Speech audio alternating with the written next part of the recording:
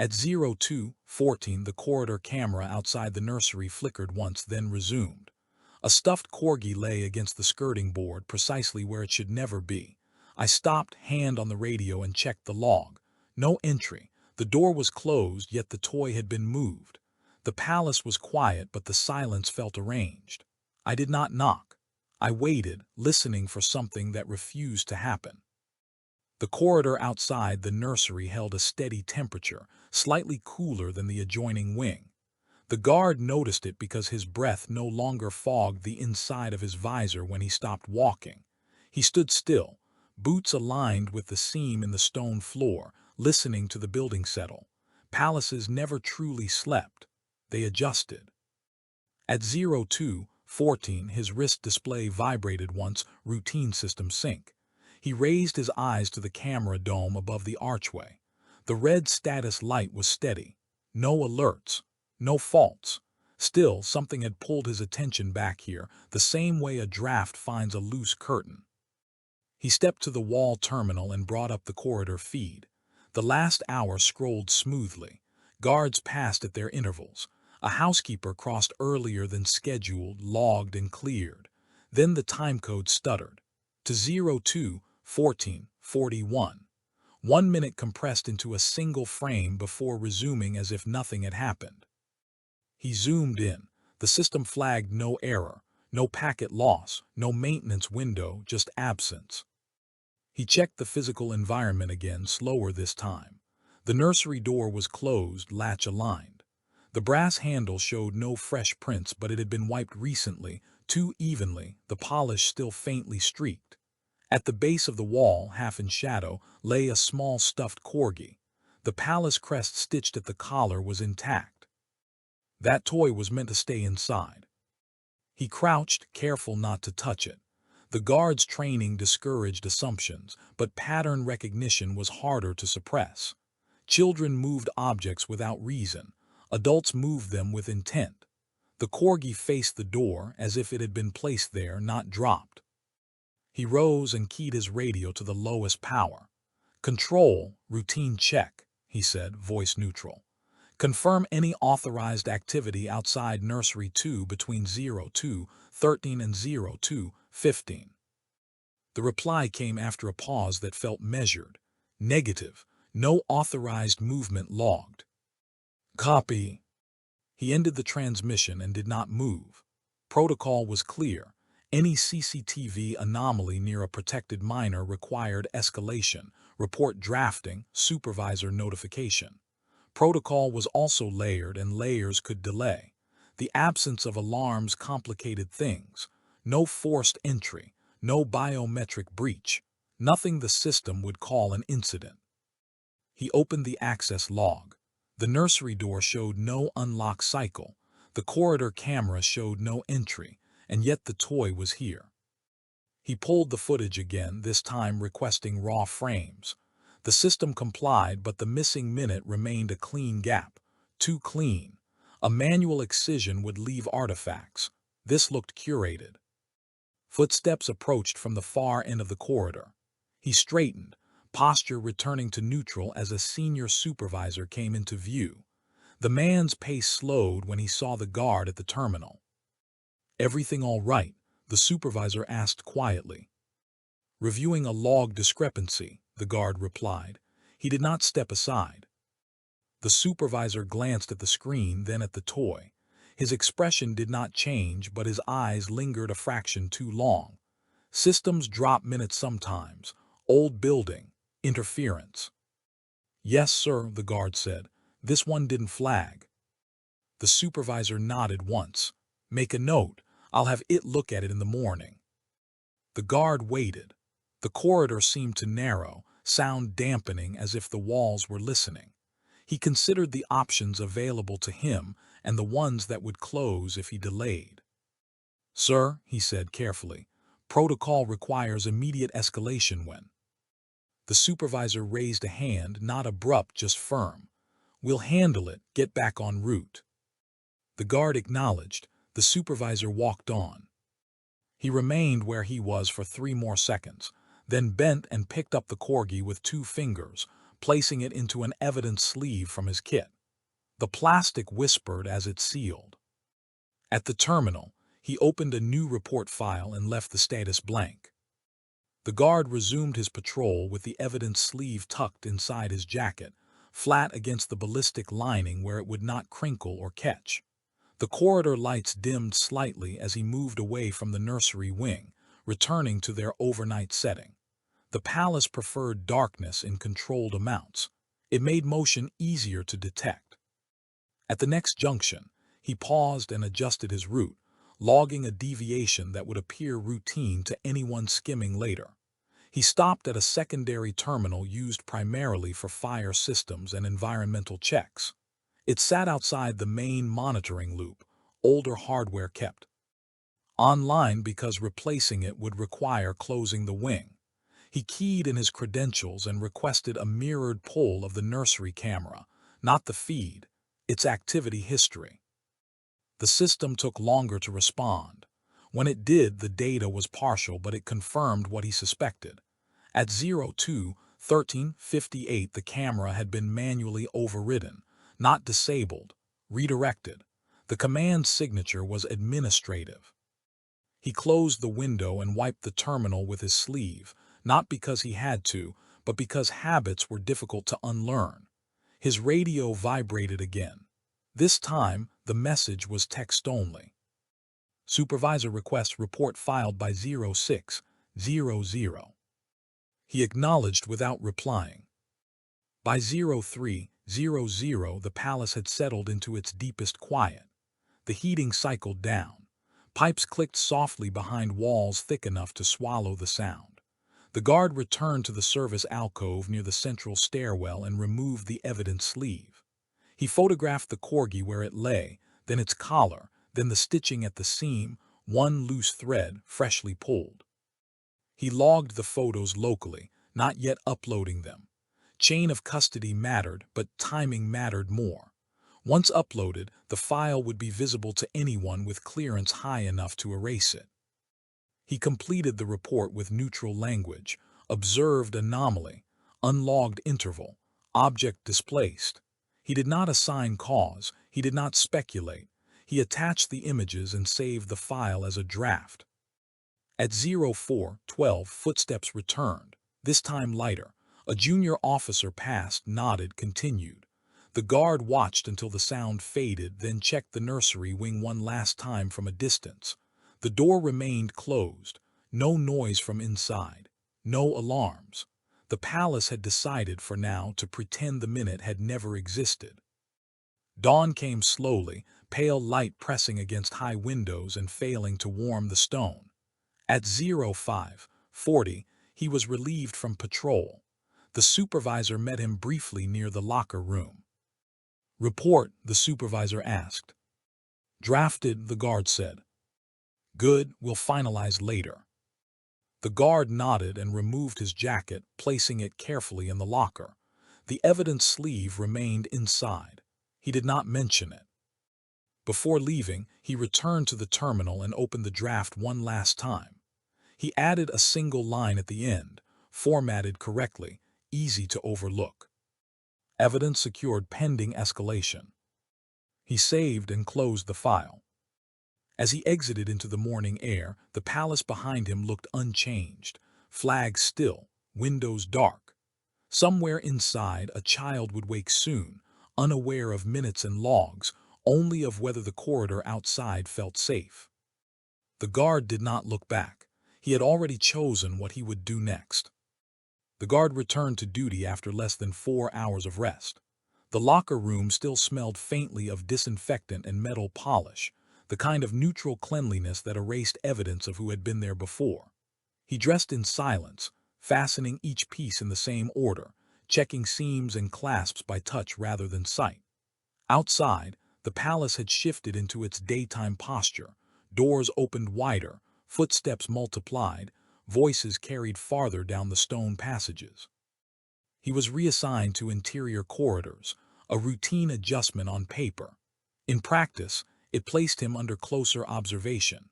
Senior staff moved through these halls without escort, their presence normalized by repetition. The guard noted each one, eyes forward, posture exact. Discipline in the corridor was less about stopping movement than about controlling how it flowed. By mid-morning, the supervisor appeared again, accompanied by a woman from operations. She carried a tablet and wore the calm expression of someone tasked with smoothing irregularities. "We've reviewed your draft," she said, stopping just short of conversational distance. "Concise, appreciated." The guard inclined his head. "It's accurate." "Yes," she agreed, and the word landed flat.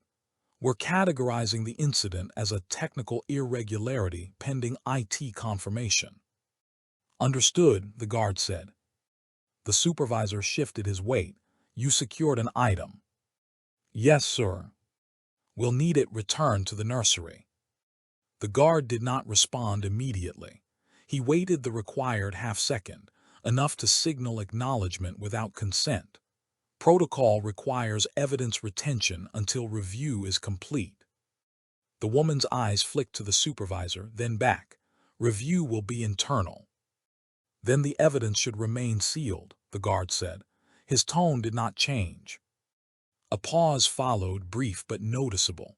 Around them, the corridor continued its quiet work, staff passing, doors opening and closing, the palace breathing. The woman tapped her tablet. "We'll note your position." They moved on. An hour later, the guard was called to the monitoring room. The space was cool, screens lining the walls in a soft arc. A technician replayed footage from the previous night, this time with annotations overlaid. The missing minute was marked as "System Sync." The explanation was clean, technical, sufficient for most audiences.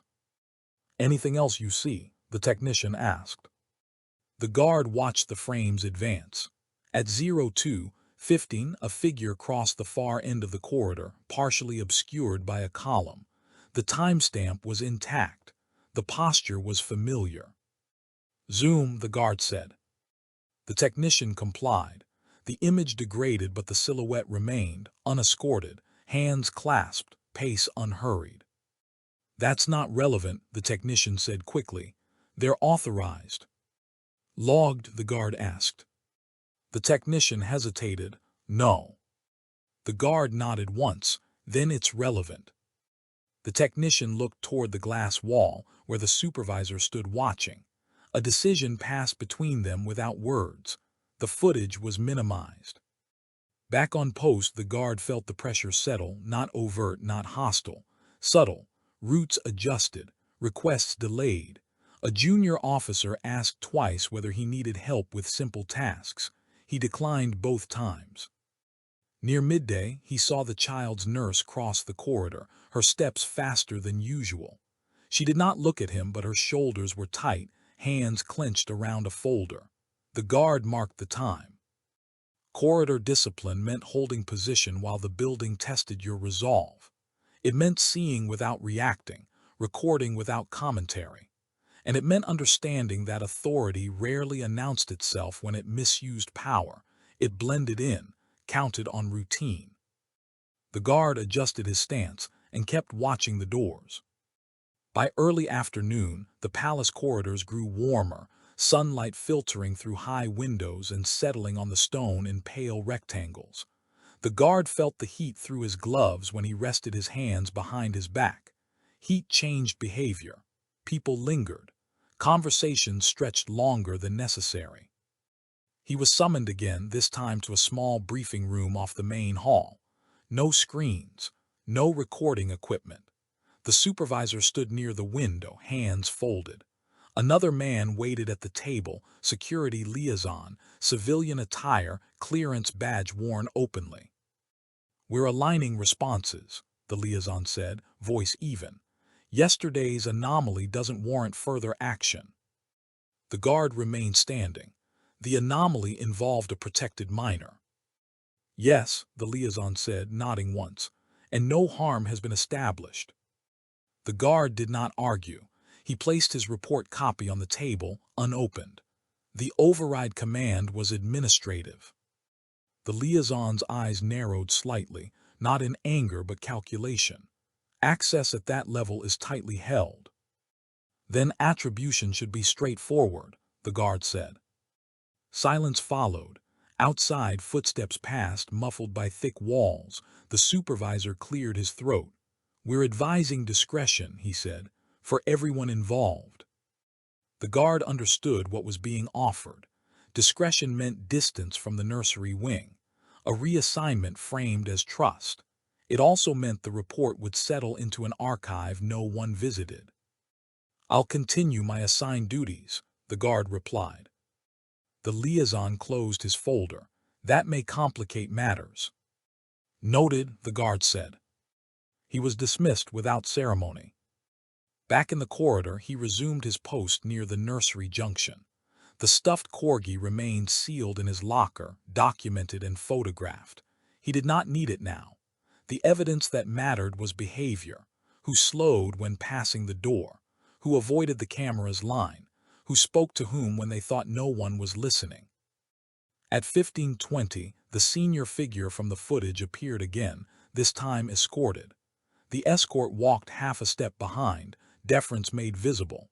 The guard watched the exchange of glances, the subtle tightening at the corners of mouths. The senior figure did not look at the nursery door. At 15:27, the child was moved to an adjacent room for an afternoon lesson. 2 staff accompanied her. The guard noted the change in routing, unnecessary but approved. The child kept her eyes down, hands folded, steps measured. She did not look toward the corridor where the toy had been found. The guard logged the movement and felt the weight of it settle. Patterns were forming. Small adjustments, each defensible alone but together creating distance. Distance from oversight. Distance from risk. Late afternoon brought a message from operations. "Stand by for temporary reassignment effective tomorrow." No details. No duration. He acknowledged receipt and did nothing else. As his shift ended, he walked the corridor one final time, slower than usual. He stopped beneath the camera dome and looked up. The red light blinked steadily. He imagined the minute missing, not as absence but as presence. Someone had been there, had acted, had relied on the system to look away.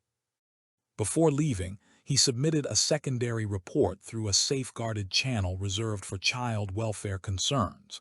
It required fewer words, fewer attachments. It did not circulate internally. He sealed it and sent it. When he stepped outside into the cooling air, the palace behind him was still orderly, still calm. Inside, decisions were already adjusting around his actions. Tomorrow, the corridor would test him again, with new instructions and quieter pressures. He had learned enough to know that discipline was no longer just posture. It was persistence. The morning briefing took place in the East Wing, where the ceilings were lower and sound carried differently. The guard stood at the perimeter, posture fixed, eyes tracking reflections rather than faces. He had been reassigned overnight, not away from the nursery but closer to it, close enough to observe without appearing stationed. The child arrived with her nurse and a tutor, both speaking softly, both careful not to rush her. The guard noted the change immediately. The child's steps were shorter than usual, measured to the pattern of the floor tiles. She stopped at the threshold just long enough for the adults to pause with her. No resistance, just hesitation. Inside the room, the windows were open a fraction. Cold air drifted in, lifting the edge of the curtains. The guard watched from the doorway as the lesson began. No raised voices, no urgency, normality arranged carefully. The child sat, hands folded on the table. She did not touch the pencils laid out in front of her. When the tutor prompted her, she nodded without looking up. Compliance without engagement. The guard had seen it before, in other contexts, other buildings. Children learned early how to minimize attention. A senior staff member entered quietly and took a seat near the wall. The nurse stiffened, then smoothed her expression. The child's shoulders tightened. It was subtle, but the guard saw it. He always watched for the second reaction, the one that followed politeness. The staff member spoke briefly about the schedule. The child did not respond. Her gaze shifted to the window, then to the door, then settled on the floor between her shoes. She began to rub her thumb against the side of her finger, the motion small and repetitive. The guard adjusted his stance, bringing the room into his peripheral vision. The staff member stood to leave. As they passed behind the child, a hand brushed the back of the chair, not contact but proximity. The child flinched, a sharp, involuntary movement quickly suppressed. No one else reacted. The guard felt the moment register in his body before his mind named it. He logged the time without looking down. When the staff member exited, the nurse exhaled slowly, as if releasing a held breath. The tutor resumed the lesson. The child picked up a pencil and held it too tightly, knuckles whitening. She wrote for a few seconds, then stopped, erasing the same line repeatedly until the paper thinned. The guard did not intervene. Intervention without cause would close doors. Observation kept them open. Later, during a scheduled break, the child stood near the window, looking out at the inner garden. The guard was positioned at a respectful distance. She did not approach him, but she adjusted her stance so she could see his reflection in the glass. Her eyes flicked to him once, then away. He did not meet her gaze. He shifted his weight slightly, a practiced signal of presence without invitation. The child's shoulders lowered a fraction. The nurse returned with water. As she handed the glass to the child, their fingers touched. The child held on for a second too long, then released. The nurse said nothing, but her grip tightened briefly before she let go. The guard recorded the sequence in his mind. Hesitation, flinch, avoidance, relief. Not proof, not evidence the system would accept, but a tell, a pattern that aligned with the missing minute and the redirected camera. When the session ended, the child left the room first. At the doorway, she paused and looked back, not at the adults, not at the staff member now waiting in the corridor, but at the guard. Her expression was neutral. Her eyes were not. She stepped past him without a word. The guard remained still, the weight of protocol pressing against something older and harder to ignore. He understood now that the minute had not been an anomaly. It had been preparation. The corridor outside the lesson room filled slowly, staff spacing themselves with practiced ease. The guard watched the choreography take shape. Who stood where, who avoided the center line, who positioned themselves between the child and the exit without appearing to do so. He noted the staff member's return, the same one whose presence had tightened the room earlier. The escort was absent this time. The child's nurse adjusted the child's cardigan and spoke quietly, too quietly to carry. The child nodded. Her posture was composed, but her feet angled toward the open corridor rather than the room behind her. When the staff member addressed her by name, she answered without lifting her eyes. The guard logged the exchange internally. Timing, proximity, the absence of wit. Nesses. They began to move. The staff member took the lead, the nurse half a step behind, the child between them. The guard fell in at regulation distance, not assigned, not challenged. The corridor's acoustics swallowed their footsteps, leaving only the soft rasp of fabric and the distant hum of ventilation. At a junction, the staff member paused to speak with another official. The nurse stopped as well.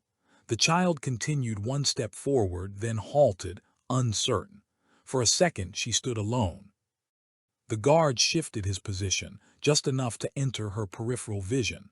He did not look at her. He adjusted his gloves, the small sound deliberate. The child exhaled and stepped back toward the nurse. The conversation ended. Movement resumed. At the nursery wing, the staff member reached for the door control.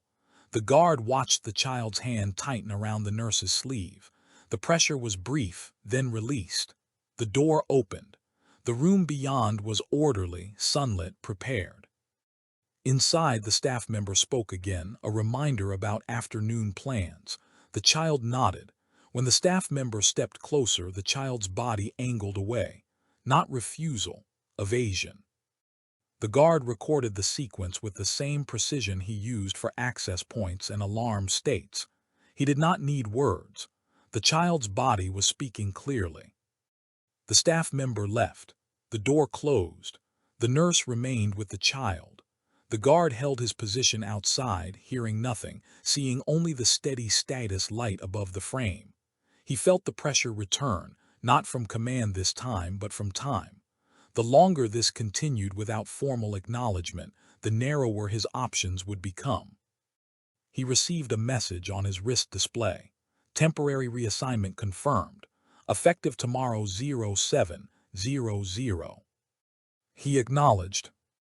Minutes later, the nurse emerged, requesting a brief word. The guard stepped aside, keeping the doorway clear. The nurse's face was composed, but her eyes were not. She spoke in neutral terms about scheduling and routes, about the child's preference for the inner garden later in the day. The guard listened, answered minimally. As she turned to leave, she hesitated. "She sleeps better when the corridor is quiet," the nurse said. It was not a request, it was information. "I'll ensure compliance," the guard replied.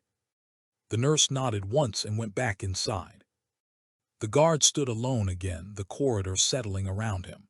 He opened his log and added entries without commentary, behavioral indicators observed, avoidance response consistent, caregiver corroboration indirect. He did not name the staff member, not yet. By late afternoon, the palace shifted toward evening routines. The guard's reassignment loomed, a clean administrative solution to an untidy problem. He understood the intent. Distance would dull urgency. New eyes would miss the tells. Before his shift ended, he submitted an addendum through the safeguarded channel, short, factual, timed to the minute. He included nothing that could be dismissed as interpretation. Only sequences, only movements. As he left the wing, he glanced once at the nursery door. The status light remained steady. Inside, a child moved through a carefully controlled day, learning which spaces were safe and which required silence. The guard knew he would not be here tomorrow morning. He also knew the tell would persist, with or without him. He adjusted his pace and kept walking. The viewing room had been prepared before the guard arrived. Curtains drawn halfway. Lights lowered to a neutral wash that flattened shadows without removing them. The screen on the far wall was already active, paused on a still frame of an empty corridor. Timecode visible. No sound. The guard took his position near the door, not inside the circle of chairs. He had been instructed to attend, not to speak. Attendance alone carried meaning. They arrived separately. The mother first, her posture composed, coat folded over one arm rather than worn. She acknowledged the guard with a brief nod and took the seat closest to the screen. She did not look at it yet. Her hands rested together in her lap, fingers interlaced too tightly. Minutes later, the father entered. His pace was controlled, but the door closed harder than necessary. He stood for a moment, eyes on the frozen frame, then sat beside her. Neither spoke. An aide hovered near the console, waiting for instruction that did not come. The room settled into a silence shaped by anticipation. The guard noted the temperature, cooler than the corridor, and the faint whine of the projector's fan. "Begin," the father said. The aide pressed play. The footage ran cleanly at first, the corridor empty, the nursery door closed. The timestamp advanced with mechanical certainty. The guard watched their reflections more than the screen. The mother leaned forward slightly. The father's jaw set.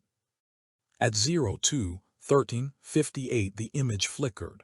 Not enough to draw attention if you weren't expecting it. The next frame did not follow. Low. The missing minute passed in absence. When the feed resumed, a figure stood where there had been none before, close to the nursery door, unescorted.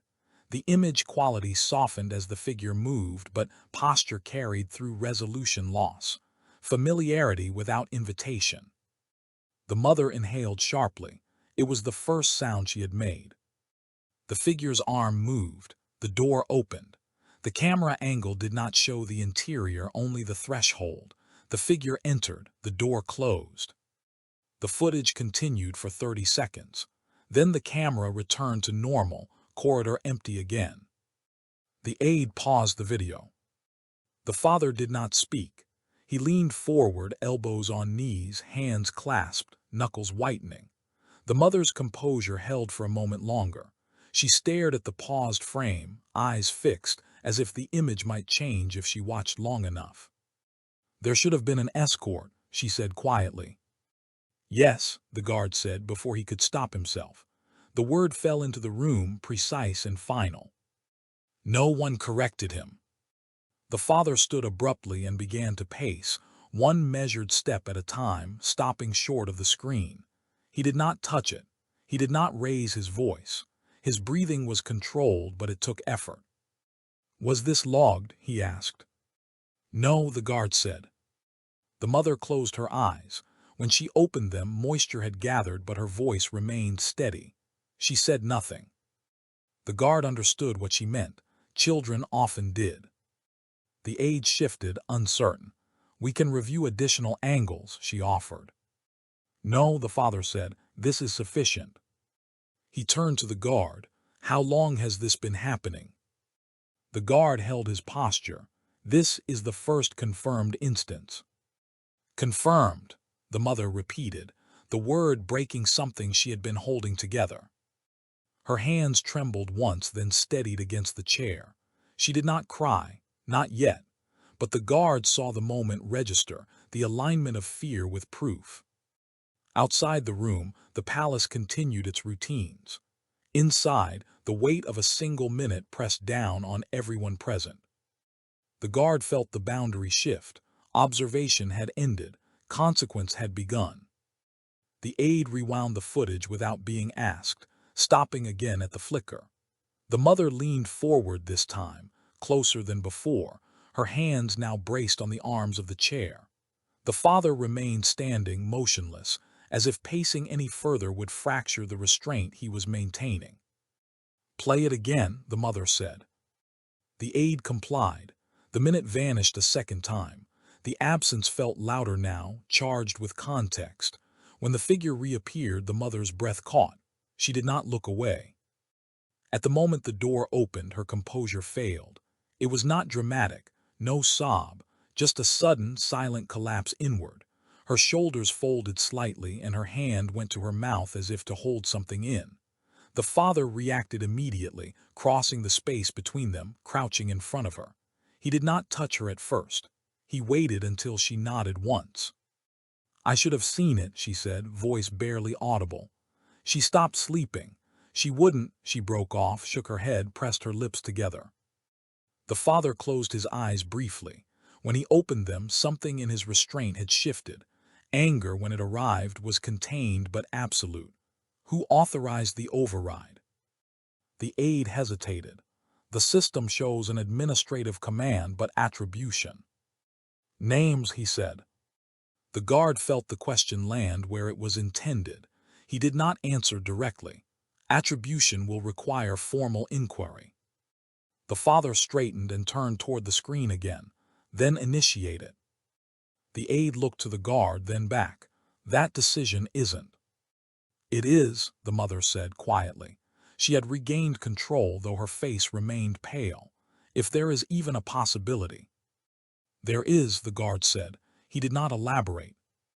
The room fell silent again, but it was a different silence now, one that waited for action rather than avoidance. The father nodded once, a decision settling into place. "Secure the footage," he said. "All copies, external if necessary." The aide moved quickly, fingers tapping. The guard watched the process, noting compliance without resistance. Authority, when aligned, moved fast. As the meeting concluded, the mother remained seated for a moment longer.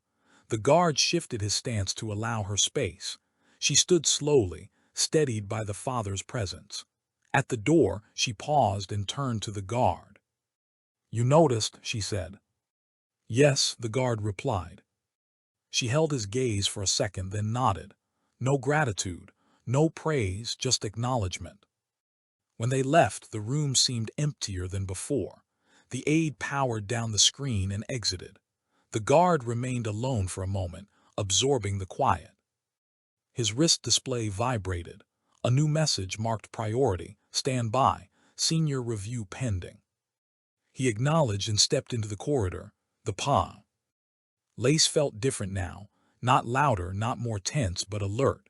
Doors that had once closed gently now clicked with intention. Staff moved with purpose.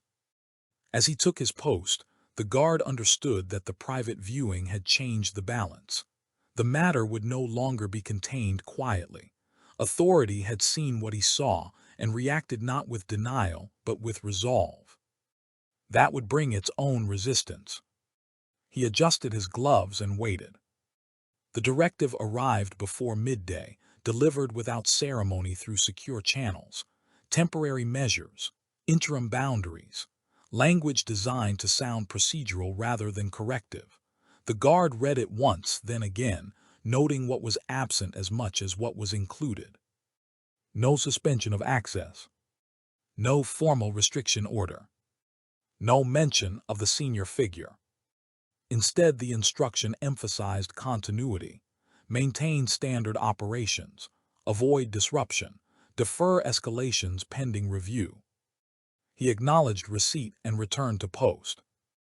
The nursery wing had been subtly altered overnight. Not visibly, no barriers, no additional personnel, but the flow had changed. Staff were encouraged to route through adjacent corridors. Schedules were staggered. The effect was isolation framed as protection. The guard stood at his assigned position, closer than before, yet officially peripheral. He could see the nursery door, the camera dome above it, the faint reflection of passing figures in the polished wall. He logged movements mechanically, resisting the urge to interpret too early. Mid-morning, an operations officer approached, posture relaxed, voice low. "We're under instruction to keep this contained," she said, as if sharing a burden rather than delivering an order. "Contained from whom?" the guard asked. She smiled thinly. "From becoming something it doesn't need to be." The guard said nothing. "External channels complicate things," she continued. "They remove discretion." "They preserve it," the guard replied, "for the child." Her expression tightened. "You're not being accused of anything," she said quickly, "but you should understand the pressure above us." "I do," the guard said. She studied him for a moment, then nodded and moved on. Shortly after, the senior figure appeared at the far end of the corridor, this time fully escorted. The escort's presence was unmistakable, performative even. Compliance made visible. The guard tracked the approach without shifting his stance. As they passed, the senior figure glanced toward the nursery door, not lingering, just enough to confirm awareness. The guard felt the moment register like a weight settling. Minutes later, a call came through to the guard's supervisor. He listened from his post as the supervisor spoke in measured tones, offering reassurances, emphasizing process. When the call ended, the supervisor approached. "You've done your part," the supervisor said. "Now we let the system work." The guard considered the words.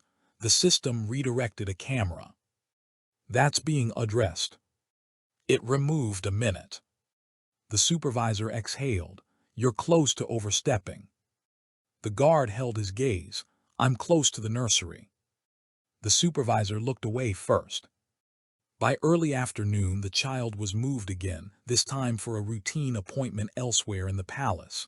2 escorts, the nurse at her side. The guard watched the departure, noting the child's posture, straighter today but still guarded. She did not look back. As the corridor emptied, the guard received another message. Safeguard report acknowledged. Further details requested. He did not open it yet. Protocol demanded patience now. Protection demanded momentum. The two were no longer aligned, and the space between them was narrowing. The guard remained at his post, aware that the next decision would not be about observation. It would be about action taken before permission arrived, or withheld until it was too late. The guard waited until the corridor cleared before opening the safeguarded message. He did not rush it. Systems tracked response times, and urgency could be read as agitation. He leaned lightly against the wall, body angled as if resting, eyes still on the nursery door. Request clarification on observed indicators. Specify whether immediate risk is assessed. The phrasing was careful. It offered him a narrow bridge: acknowledge concern without asserting urgency, or assert urgency and force a response that would ripple outward. He typed slowly. Immediate risk cannot be ruled out. Behavioral indicators consistent with avoidance response. Administrative access anomaly unresolved. He sent it and locked the display. Within minutes, the supervisor returned, this time without preamble. "You've escalated beyond internal review," he said quietly. "Yes," the guard replied. "You were advised to wait." "I was advised," the guard said, "not ordered." The supervisor's jaw tightened. "You're forcing a hand." "I'm protecting a child." The words were not raised. They were not framed as accusatory. They simply existed between them. The supervisor looked past him toward the nursery wing, then back again. "You understand what this does," he said, "to careers, to stability." "I understand what it does if nothing happens," the guard replied. A long pause followed. The supervisor's voice dropped further. "If this becomes external, it won't stay controlled. There will be fallout." "Yes," the guard said again. The supervisor searched his face for hesitation and found none. He stepped back. "Then be prepared." Late afternoon brought confirmation. An external safeguarding officer would arrive the following morning, quietly, without announcement. The message carried a warning embedded in courtesy: "Your cooperation is expected." The guard acknowledged and returned to watching the corridor. At 17:10, the nurse appeared again, pushing a small trolley. She stopped near the guard, adjusted a folder, then spoke without looking up. She asked if you'd be here tonight. The guard did not react outwardly. "I will be," he said. The nurse nodded once and continued. As evening settled, the palace shifted into its controlled hush. Lights softened. Voices dropped. The guard felt the pressure ease slightly, not because the danger had passed, but because it had been named. He logged his final entries of the day, precise and unemotional. Times, movements, responses, no conclusions. When his relief arrived, the guard remained on standby rather than leaving. He had requested it earlier, and it had been approved without comment. Approval did not mean agreement. He stood near the nursery door as night returned, the camera light steady above him. Somewhere deeper in the palace, plans were being made, some to protect, some to contain damage. He could not control which would prevail. He could only ensure that the child would not be alone in the minute that mattered. The safeguarding officer arrived before dawn, entering through a service gate that bypassed the ceremonial frontage. No insignia, no entourage. The palace absorbed the arrival without comment, as it did most things that threatened its symmetry. The guard was notified 5 minutes after the officer cleared internal screening. He did not move to meet them. Chain of custody began with position, not proximity. The officer, a woman in plain attire, credentials presented once and returned to a leather folio, stopped beside him at the corridor junction. Her eyes took in the camera dome, the nursery door, the spacing of the floor tiles. She did not ask questions yet. "You're the reporting officer," she said. "Yes." "Show me what you have, in order." The guard led her to a secondary monitoring room, smaller, older, less trafficked. He logged entry, noting the time. The door closed with a muted seal. He began with the CCTV anomaly, displaying the raw feed first, then the mirrored activity history. He pointed out the administrative override, the absence of system flags, the precise duration. He did not characterize it. He let the data speak.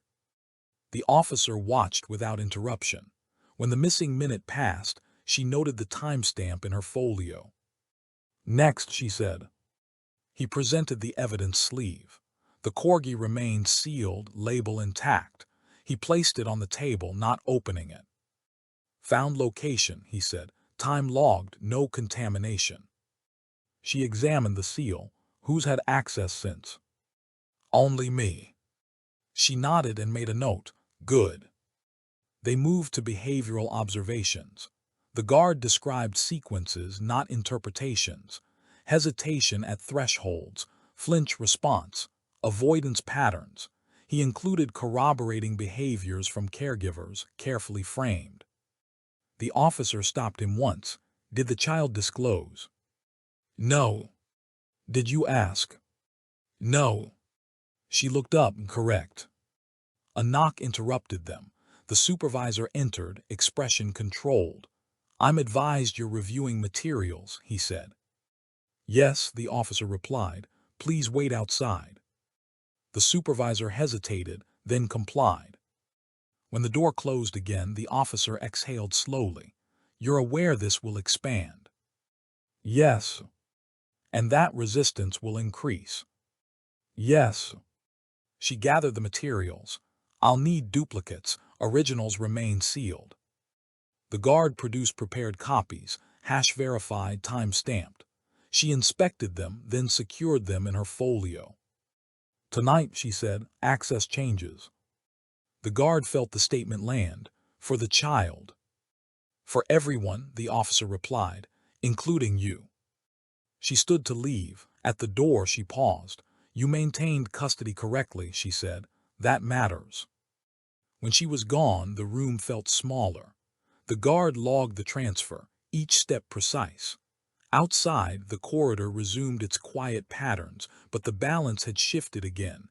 Evidence now traveled beyond walls designed to contain it. He returned to post knowing that custody was no longer just about objects and footage. It was about who could still stand where, and for how long. By midday, the access changes became visible. Doors that once accepted senior credentials without pause now hesitated, their lights shifting from green to amber before unlocking. Escorts appeared where none had been required before. The palace adjusted, reluctantly, to an external rhythm. The guard remained stationed near the nursery wing, though his clearance had been temporarily modified. He could hold position, observe, intervene if necessary. But certain systems no longer responded to his credentials. Protection now moved through layers he could not fully control. The safeguarding officer returned briefly to the corridor, accompanied by two internal officials. Their presence drew attention without announcement. Staff lowered their voices as they passed. The guard noted who watched and who pretended not to. The senior figure did not appear. At 14:30, the child was escorted to the inner garden.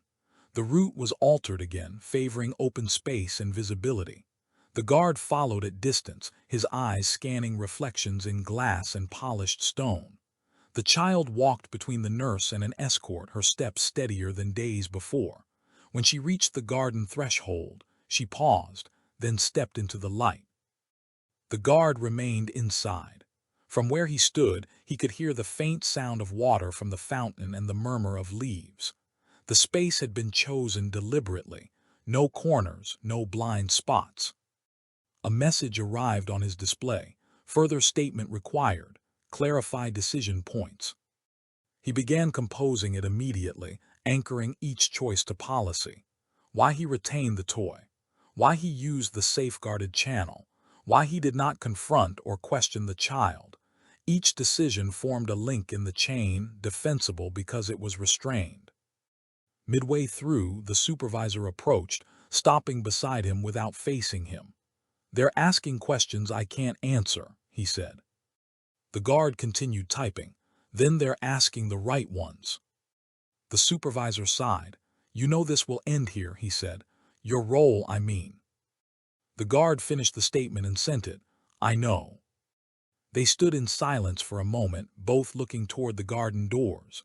The supervisor spoke again, softer. I wish it hadn't come to this. So do I, the guard replied. Late afternoon brought confirmation of temporary restrictions. The senior figure's access to the nursery wing was suspended pending review. The language was careful, conditional, but the effect was immediate. The guard logged the update and felt a tension he had been carrying ease slightly. Not relief, vigilance. As evening approached, he received notice that his reassignment would take effect after the review period. A clean ending, framed as routine rotation. He acknowledged without comment. When night fell, the nursery corridor was quieter than it had been in days. The guard took one last position there, unofficially, standing where the camera dome's reflection caught his shoulder. He listened to the building settle. Custody, he knew, was not only about evidence preserved. It was about presence maintained until the moment passed. Soon, he would be moved elsewhere, but the chain he had started would continue without him. He stood watch until his relief arrived, then stepped away, leaving the corridor to the systems now forced to see. The guard's reassignment became effective at 0700. The notice arrived precisely on time, phrased as routine rotation, signed by an office 2 levels removed from the nursery wing. He read it once, then folded it along the existing crease and placed it in his locker. Paper still mattered here. It traveled differently than messages. He reported to his new post without comment. A public-facing corridor this time, long, bright, ceremonial. Visitors would pass here later in the day, unaware of how close they were to rooms that did not appear on maps. The distance felt deliberate, close enough to remain visible, far enough to limit influence. From where he stood, he could no longer see the nursery door. Instead, he watched reflections in glass cases and polished brass, noting movements that echoed down connecting corridors. He relied on timing now. Patterns established earlier did not disappear, they relocated. Mid-morning, word filtered through quietly. Access restrictions had hardened, temporary suspensions extended, language tightened. The senior figure's schedule had been adjusted, appearances rerouted, proximity reduced without explanation.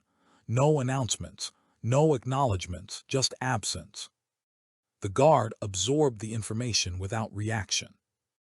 At 11:18, he saw the nurse pass through the far end of the hall, escorting the child toward a private space reserved for lessons and play. The route was different again, longer but open. The child walked with more confidence today. Her steps were still measured, but her shoulders were no longer drawn inward. She did not look at him. That too was information. By afternoon, the palace settled into a cautious equilibrium. Staff spoke less freely, choosy. NG words with care. Doors closed more often than before. The safeguarding officer remained on site, unseen but felt. Decisions were being recorded now, not just made. The guard logged nothing unusual. That paradoxically mattered. Near the end of his shift, the supervisor approached one last time. His demeanor was neutral, but fatigue had crept in around the eyes. "They'll never say you were right," he said quietly. "You know that." "I know," the guard replied. "And they'll say this resolved itself." "Yes." The supervisor nodded. "It doesn't always." "No," the guard agreed. When evening came, the guard stood at attention as visitors passed, their footsteps echoing, their voices low with reverence. Somewhere deeper in the palace, a child ate dinner without flinching when footsteps approached a door.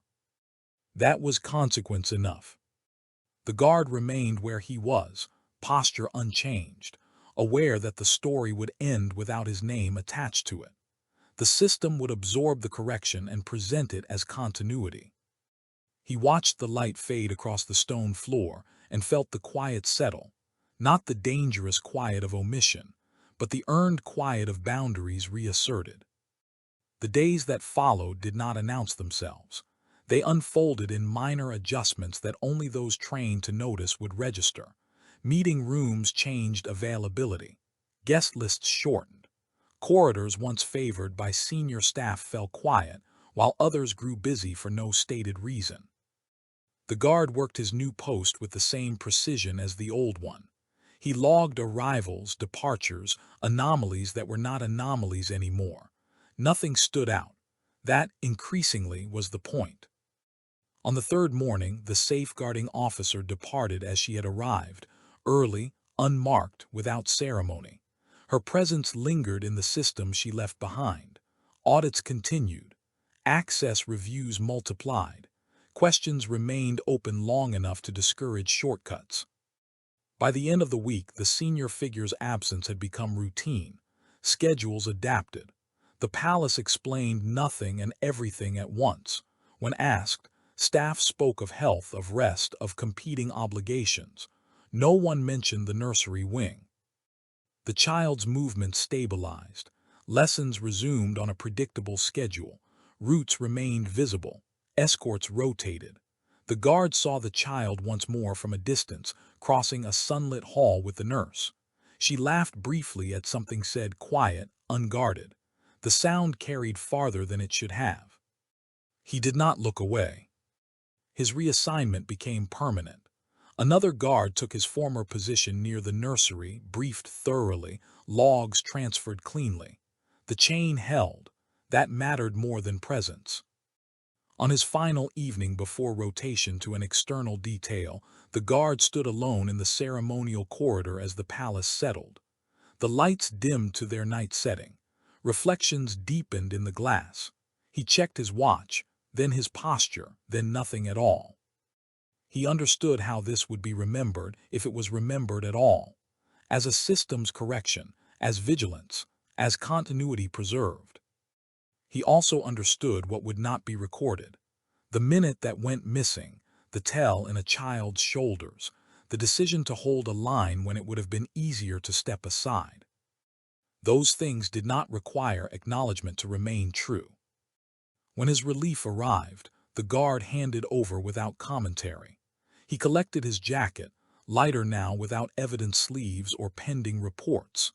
As he exited, the palace behind him looked unchanged, as it always did after absorbing disruption. Inside, doors closed where they should. Cameras recorded what they were meant to record, and a child slept without listening for footsteps that might never come. The guard walked into the night, satisfied with the quiet he had helped restore, knowing it was not silence but safety.